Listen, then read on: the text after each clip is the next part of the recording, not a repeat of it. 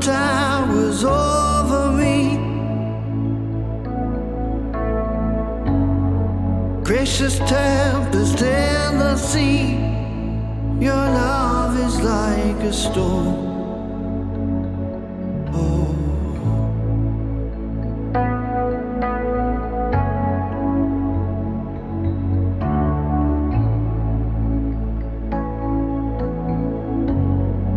Let your tide of mercy rain. Let it flood my heart again. Surround me like an ocean. Your love is crashing over me. It's surging like a raging sea. Immerse me in the wonder of your love. Downpour of unending grace, consuming all my reckless ways. My sins submerged, your love has saved my soul. Your love is like a storm.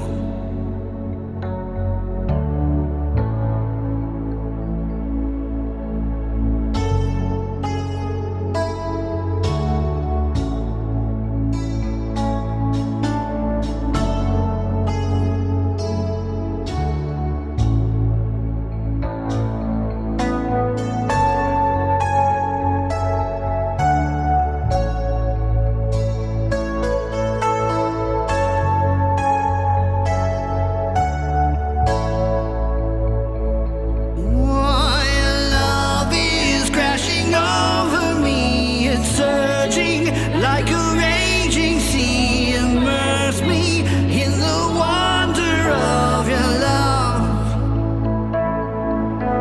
A downpour of unending grace, consuming all my reckless ways. My sins submerged, your love has saved my soul.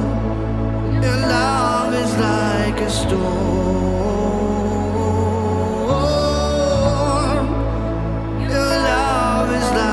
Storm.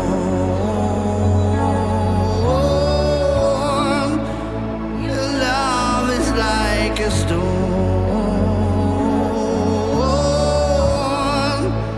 Your love is like a storm.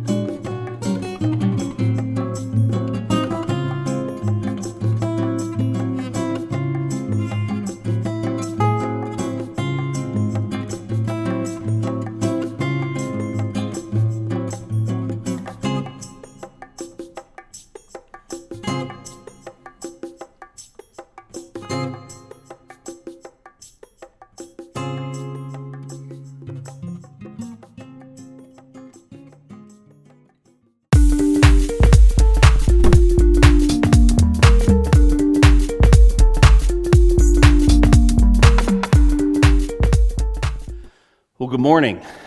My name is Dean Ward, and I serve as the lead pastor of the River Church.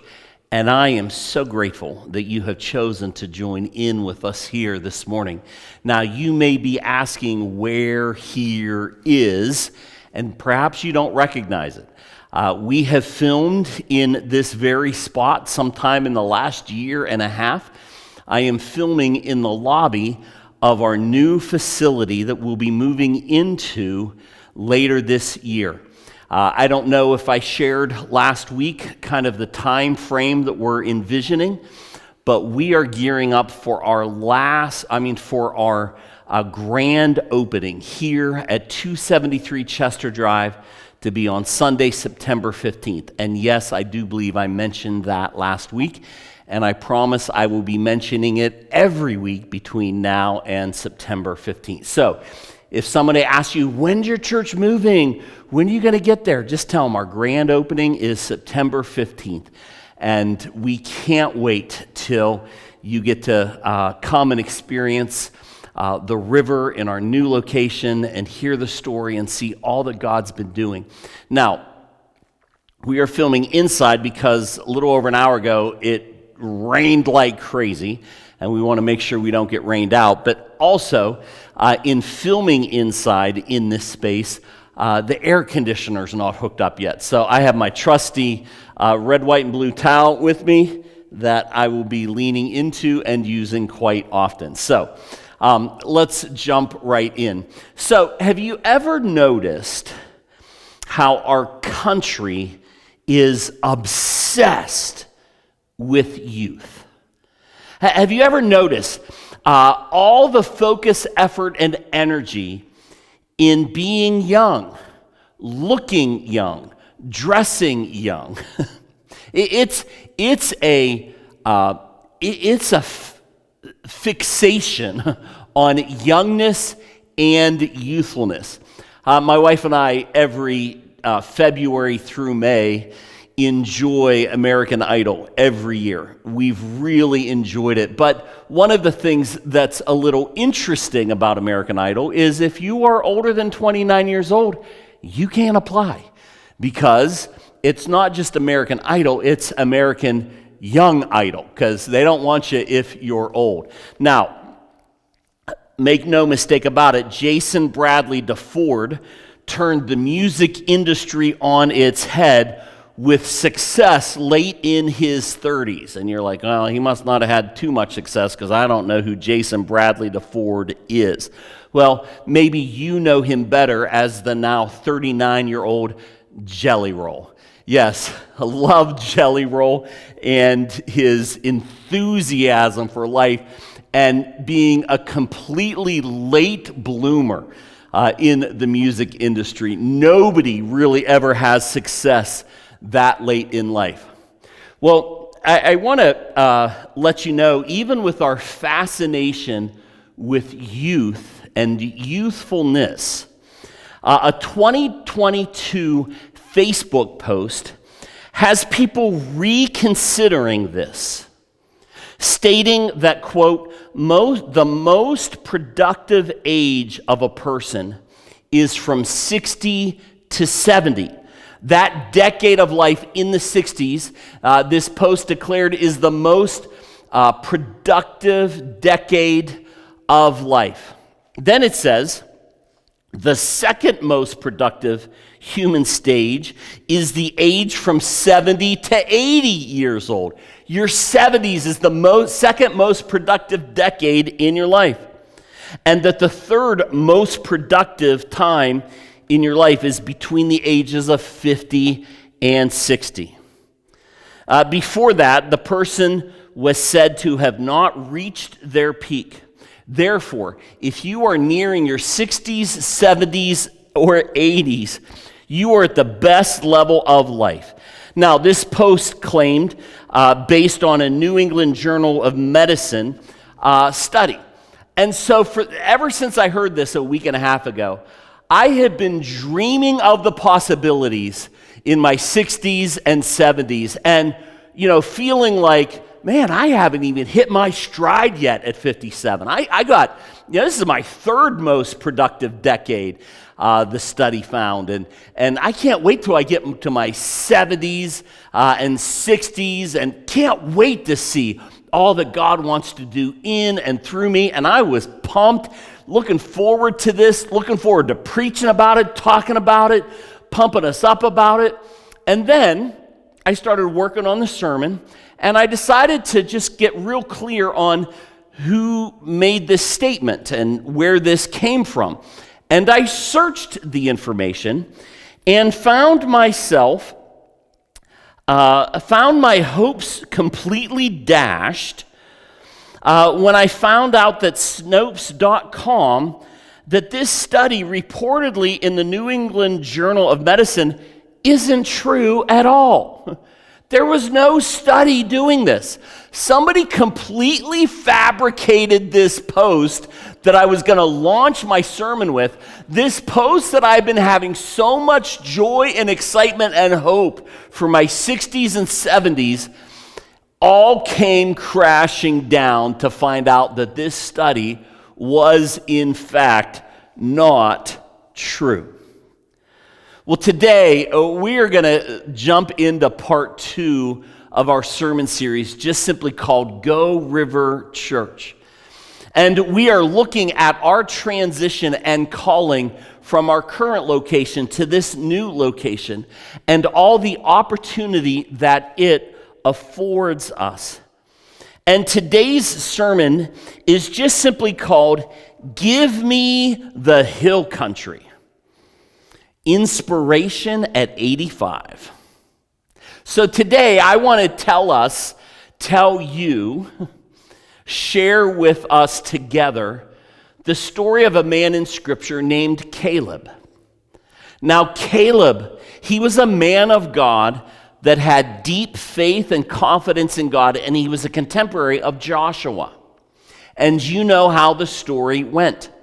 That the Lord, through the leadership of Moses, took Joshua and Caleb and sent 10 other people on a mission to infiltrate the promised land, the land the Lord was going to give the children of Israel for 40 days. And so these 12 spies, as they were, went into the promised land. And they scoped everything out.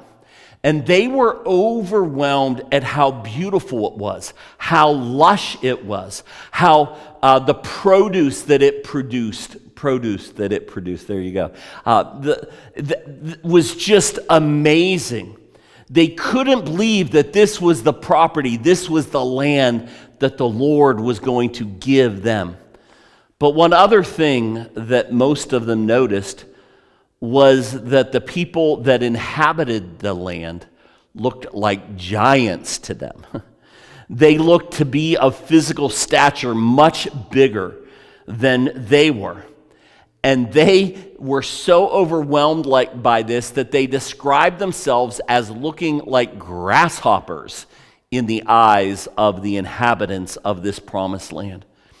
And so they came back to Moses and reported. Joshua and Caleb said, let's go. Let's do this. God has promised us this land. This land is amazing. You can't believe what this land is like. Let's go inhabit the land that the Lord our God has promised us. And the other 10 people on this mission for 40 days said, no, we can't do it. They're monsters in our sight. They will squish us and squash us and stomp us out like grasshoppers. We don't have a chance. And Joshua and Caleb are trying to prevail over the other 10, saying, no, that's not what's happening. Caleb was 40 years old at this time, in the prime of his life. And these 10 stirred up such dissension in the children of Israel that the whole nation was filled with fear, apart from Joshua and apart from Caleb and Moses. And they crumbled under the report and the fear that they would not be able to enter the land that God promised them without being destroyed. And they turned the whole nation against trusting God, that God would do this. And so God was fed up. He wanted to wipe them off the face of the earth, and Moses interceded and said, no, don't destroy your people, because then the Egyptians will really have something to say about you. Don't do that. And so God relented, didn't destroy the people, but he did say this: 1 year for every day that my group of 12 people I sent into the promised land, 1 year for every day, for 40 years, you're going to have to wander around in this wilderness, and you won't enter into the promised land until every single person 40 years old and older has died, except for Joshua and Caleb. So, this is where the story today begins. In Joshua chapter 14, they have served their time. They are now ready to go into the promised land and inhabit the land that the Lord had promised them. Only problem is now Caleb's in his mid-80s. And I want to read to you the account in Joshua chapter 14 of Caleb and his attitude at this opportunity. Verse 1 says, "Now these are the areas the Israelites received as an inheritance in the land of Canaan." Verse 6, "Caleb said to him," meaning Joshua, "You know what the Lord said to Moses about you and me. I was 40 years old when Moses, the servant of the Lord, sent me to explore the land. And I brought him back a report according to my convictions. But my fellow Israelites who went up with me made the hearts of the people melt in fear. I, however, followed the Lord my God wholeheartedly. So on that day, Moses swore to me, 'The land on which your feet have walked will be your inheritance and that of your children forever, because you have followed the Lord my God wholeheartedly.'"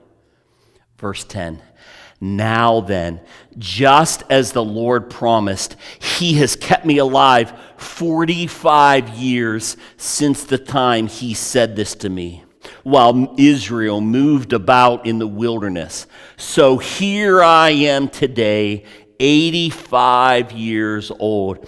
I am still as strong today as the day Moses sent me out. I am just as vigorous to go out into the battle now as I was then." Now listen to this. "Now give me this hill country that the Lord promised me that day. You yourself heard then that the Anakites were there, and their cities were large and fortified. But the Lord helping me, I will drive them out just as he said." Then Joshua blessed Caleb and gave him Hebron as his inheritance. So Hebron has belonged to Caleb ever since, because he followed the Lord, the God of Israel, wholeheartedly. Now, when I'm visioning Caleb at 85 years old, all gung-ho, all ready to go, all passionate about acquiring what God had promised to give him, about realizing this success that was coming his way, I envision an older Jack LaLanne. You know, he would wear his Jack LaLanne, something like that. He would wear his one-piece jumpsuit, and he would advertise juicers and chiropractic care, and he was just kind of a health guru until the very end. Here's an image that you can kind of get who we're talking about. Well, I envision that Caleb kind of had that same energy and passion at 85. Now, the difference between Caleb and the 10 is where they place their trust. The 10, they didn't place their trust in God. They placed their trust in their own thoughts about their own physical abilities and inabilities. But God had called them to something bigger than they could ever imagine. And because they didn't trust God, they didn't get to experience, because they didn't trust God and they convinced everybody else not to trust God, they didn't get to experience the amazing blessing that the Lord had in store for them. What has the Lord called you to in this decade of your life? Perhaps you're further along in age than in your 40s. Perhaps you're like me in your 50s, 60s, 70s, or 80s, and you're like, I can't see anything good ahead. I'm just looking at my past, and nothing good has happened in my past, and nothing good is going to happen in my future. I want to invite you to reimagine your journey of trusting God, that He actually might have something amazing for you. We've been very open with you about our journey to this location and how I'll just speak for myself, I didn't think this is what God had in store for us. But the Lord continued to reveal His faithfulness and trustworthiness and His plan. And now regularly at our house, Leslie and I will be talking, and she's like, can you believe we get to do this? I am so pumped about the future of the river, more than I've been in a long time. I can't wait to see all that's ahead for us. We, even in our 50s, believe it or not, are up for this journey and can't wait to see what's ahead because we trust God. Hey, I want to give you a moment just to engage with this video, encouraging us in our journey to trust and trust wholeheartedly. Let's enjoy this video together. I saw his sign. I heard his voice. I followed the path. Did not know where I was going or even what I would find. Got lost. I got lost in showing and proving to people I had faith. Saying I believed in God, but I really was performing for man. Having a form of godliness, but denying the power of His holiness. I surrendered my heart, laid down my pride. In His grace, I found a new start. And with His strength, I now abide. Through the valleys and the peaks, His guidance I sought. In moments of weakness, His battles I fought. My journey was rugged, with trials untold. But in every step, His mercies unfold. I learned to listen. Ugh, and that was hard. Not to speak, to seek His wisdom when I was feeling weak. In silence, I found His comforting hand, guiding me gently to the promised land. No longer for show. My faith, it became real. In His presence, my brokenness began to heal. See, He became my shelter, my fortress, my shield. In His unchanging love, my spirit was sealed. Some trust in horses, some trust in man, but I will trust in the name of the Lord. This is my victorious tale.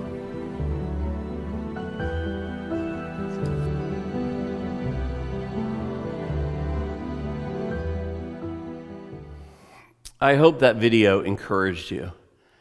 And it's my hope in your journey with God that every day you will decide to take that next step of trusting His will, trusting His leading, trusting His calling on your life, trusting the way He's describing and showing you the blessing that He wants you to be.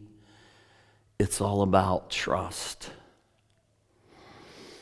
Last week, I spoke about finishing well. And as I have reflected on that more this week as well, to be honest, so many people in their 50s and 60s and 70s and 80s, they just cash it in. They're like, I'm done. I'm hanging it up. I got nothing more to give. I'm worn out, tired. I'm going to sit on the sidelines. And if that is your posture, you are going to miss out on so much that the Lord has in store for you, because He has great plans for you, regardless of the decade that you are in your life. I want to finish well. I was listening to somebody describe their desire to finish well, and they said it this way, and I thought, ooh, that's going to be my new mantra. I want to get all the way to the finish line, not failing because of sin, not failing because of disobedience, and not failing because I didn't take care of myself.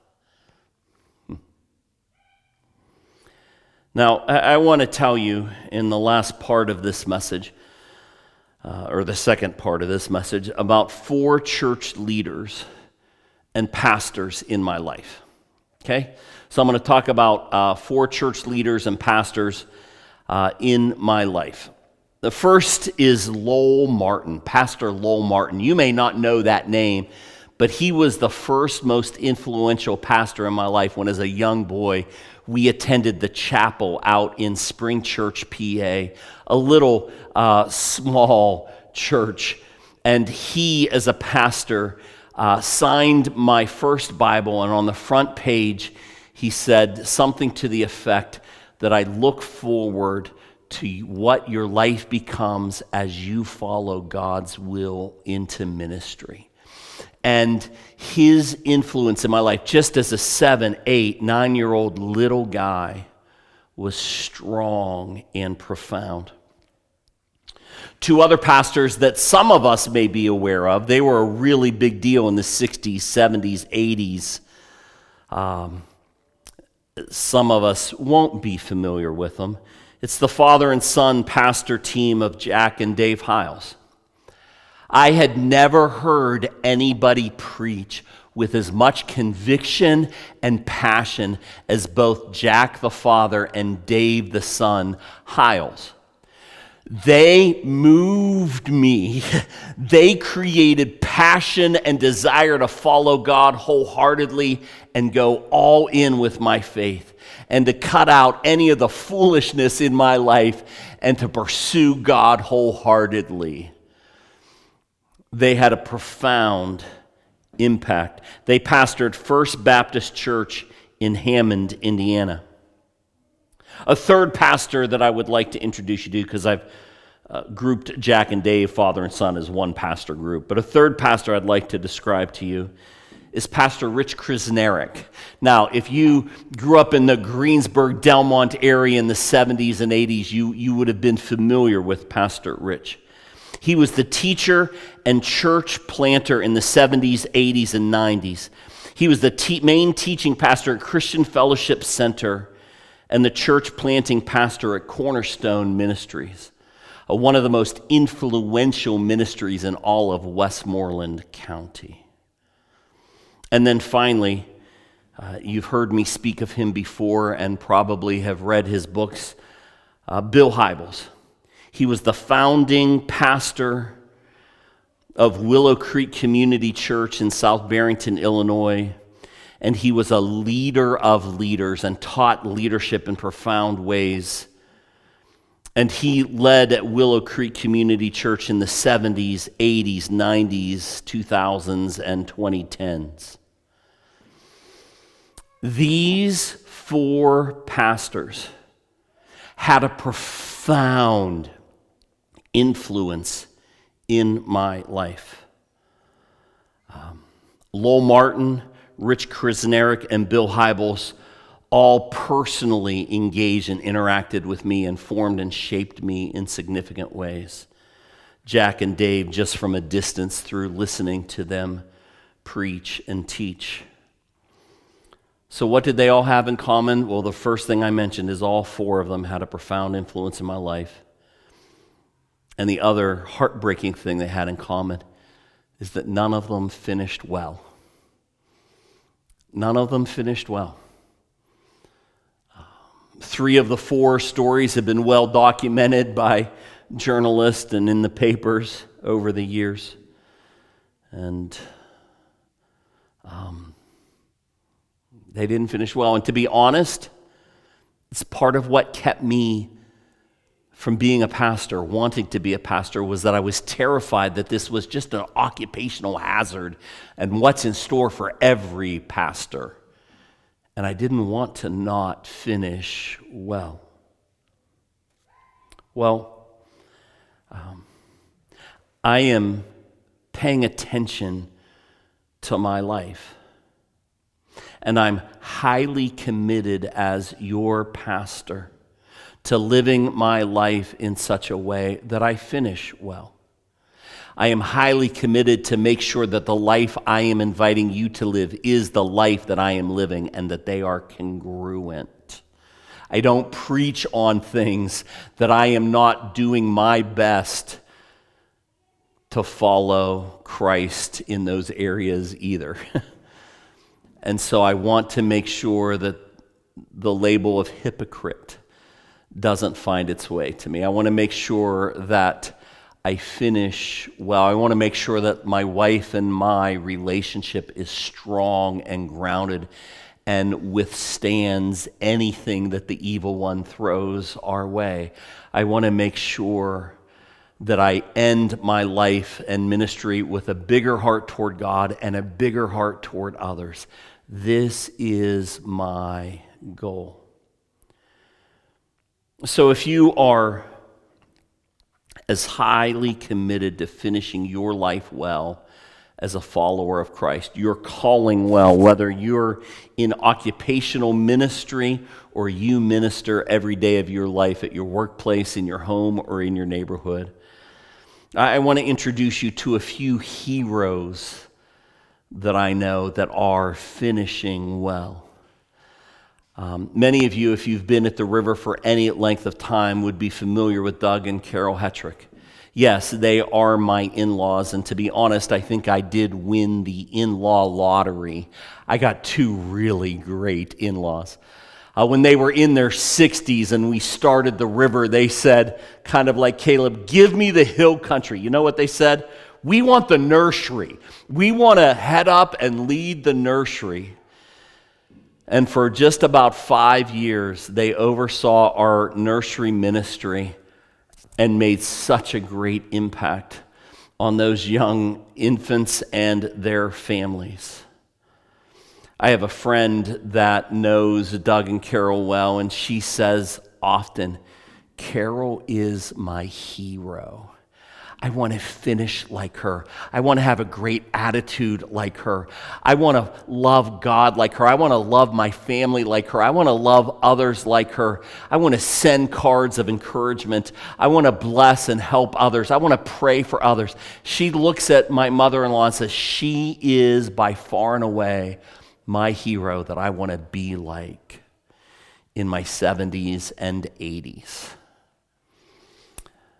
Doug has a zest for life, a youthful excitement about all the new things that are happening and going on, a deep sense of gratitude for all that he has experienced in his life. They are poised and they are finishing well, even in their later 80s. If you've been around the river, you may know Vince and Joy. They live up to her name.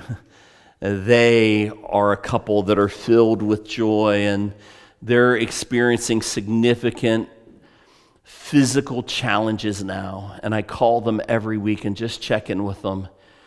And even in the midst of the pain that is fairly regular to them, they are filled with joy and love and grace. So, the reality is, as the river, a great group in their 70s and 80s have now joined us in this new adventure, and they've committed to being part of this adventure together, and they have so much to offer. So I want to invite you to lean into them, to get to know them, to build relationships with them. Their names, I'll just give you their first names, are Karen, Adita, Cindy, Vi, also known as Chubb, and her husband, Doc.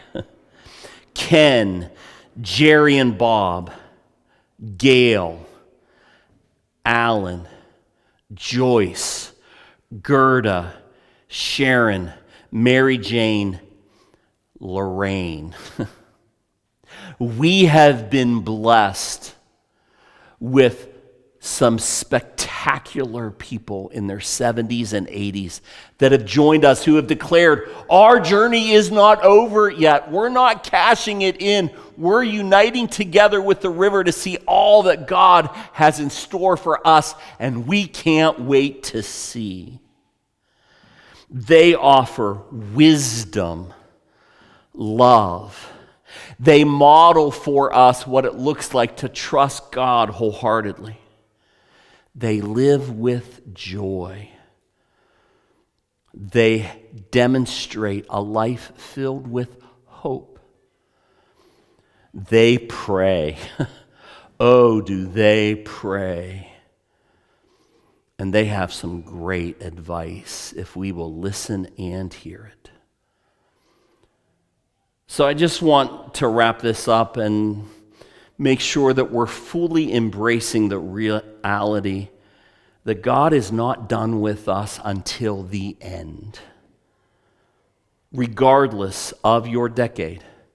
So if you're in your 20s, I want to invite you to head into your 20s with eyes wide open, even in the midst of trying to figure out how to be an adult in today's world and love God fully. I want to invite you to embrace your 20s with anticipation and trust.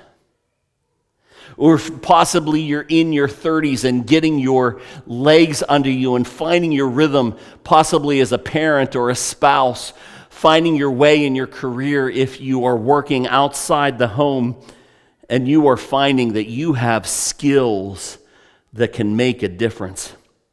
I personally felt like my 40s up until my 50s were my best decade in life. I loved my 40s because by then I actually had learned a few things and I had actually honed my skills and was able to accomplish things that I wasn't able to in my 20s and 30s. I loved my 40s. Or perhaps you're in your 50s and things are falling into place and you find that you have margin and God's blessing in your life that you had never anticipated or seen before. I want to invite you, don't limit God with what and when He wants to accomplish in and through you. Don't limit God. Live with the type of confidence in God that Caleb had when he said, "Give me the hill country, because I have much more to accomplish, even at 85.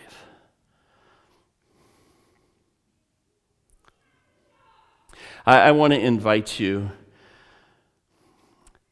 to just take some time this week and look at your attitude toward where you are in life and begin to dream, begin to hope, begin to look for what God might have in store for you in the future, especially as we as a church move into our new location on September 15th. Now, here's your homework. Get ready for next week's sermon. And I want to invite you to begin to imagine who you want to see here, who you want to have become part of what God is doing at the river 15068. I want you to put a list together and begin to pray for the people that God might be wanting to bring here through you. God bless you guys. Thank you for joining in with us, and I can't wait till we get to explore all of that next Sunday. Have a great week, everybody.